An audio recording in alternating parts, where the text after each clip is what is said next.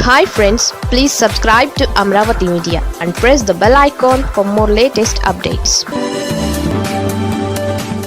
వల్లభనేని వంశీ ఇప్పట్లో జైలు నుంచి బయటపడడం కష్టమేనా?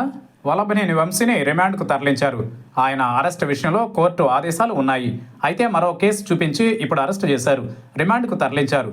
అయితే వంశీ ఇప్పట్లో జైలు నుంచి బయటకు వచ్చే అవకాశం లేదని ప్రచారం నడుస్తోంది. ఆయనపై చాలా రకాల కేసులు నమోదు చేసి సుదీర్ఘకాలం జైలులో ఉంచేలా ప్లాన్ చేస్తున్నట్లు ప్రచారం నడుస్తోంది. వాస్తవానికి కూటమి అధికారంలోకి వచ్చిన తరువాత టీడీపీ శ్రేణులు ఎక్కువగా చూసింది కొడాలి నానితో పాటు వల్లభనేని వంశీ వైపే. ఏ రోజు ఎన్నికల ఫలితాలు వచ్చాయో అదే రోజు కౌంటింగ్ కేంద్రం నుంచి ఆ ఇద్దరు నేతలు నడిచి బయటకు వెళ్లిపోవడాన్ని గుర్తించారు టీడీపీ శ్రేణులు. అయితే అది మొదలు ఆ ఇద్దరిపై ఎప్పుడు కేసులు నమోదవుతాయి, ఎప్పుడు జైల్లో పెడతారు అని కళ్ళు కాయలు కాచేలా ఎదురు చూశారు టీడీపీ శ్రేణులు. అయితే గత 9 నెలలుగా వారి వైఫల్యాలను, లోపాలను గుర్తించిన తరువాతే ఇప్పుడు అరెస్టుల పర్వం ప్రారంభమైనట్లు తెలుస్తోంది. అయితే వల్లభనేని వంశీ విషయంలో మాత్రం చంద్రబాబుతో పాటు లోకేష్ దూకుడుగా ఉన్నారు. 2019 ఎన్నికలలో తెలుగుదేశం పార్టీ తరఫున గెలిచారు వల్లభనేని వంశీ. కొద్ది రోజులకే వైసీపీలోకి ఫిరాయించారు. అయితే రాజకీయ అవసరాలకు ఇలా పార్టీలో మారడం సర్వసాధారణం. కానీ వల్లభనేని వంశీని మాత్రం చంద్రబాబుతో పాటు లోకేష్పై వ్యక్తిగత దాడి చేయడం కోసమే జగన్మోహన్ రెడ్డి ఉపయోగించుకున్నారన్న టాక్ ఉంది. జగన్మోహన్ రెడ్డి ట్రాప్లో వల్లభనేని వంశీ పడడంతోనే తండ్రి కొడుకులపై అదే పనిగా దాడి చేశారని ఒక విశ్లేషణ ఉంది. అయితే రాజకీయాలలో విమర్శలు చేసుకోవడం సాధారణం. కానీ వల్లభనేని వంశీ మాత్రం చంద్రబాబు సతీమణి భువనేశ్వరిపై అనుచిత వ్యాఖ్యలు చేశారు. దీనినే తట్టుకోలేకపోతున్నారు చంద్రబాబు, లోకేష్. అందుకే వల్లభనేని వంశీని వెంటాడినట్లు తెలుస్తోంది. అయితే వల్లభనేని వంశీని కొద్ది రోజుల పాటు జైలులో ఉంచేలా ప్లాన్ చేస్తున్నట్లు సమాచారం. గత 5 ఏళ్ల వైసీపీ పాలనలో గన్నవరంలో మట్టి తవ్వకాల వ్యవహారం ఎక్కువగా నడిచింది.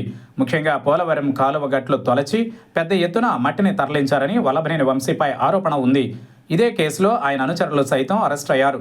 మరోవైపు 2014-2019 మధ్య గన్నవరం నియోజకవర్గంలో నకిలీ ఇంటి పట్టాలు మంజూరు చేశారన్న కేసు కూడా ఆయనపై ఉంది.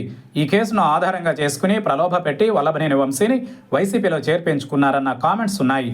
ఇప్పుడు అదే కేసును తెరపైకి తీసుకొస్తున్నట్లు తెలుస్తోంది.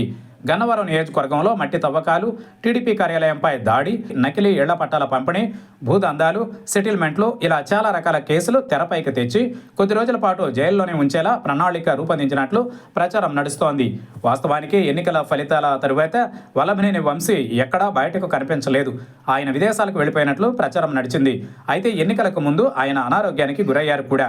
ప్రతికూల ఫలితాలు వచ్చిన తరువాత ఆయన రాజకీయ వైరాగ్యం ప్రదర్శించినట్లు తెలుస్తోంది.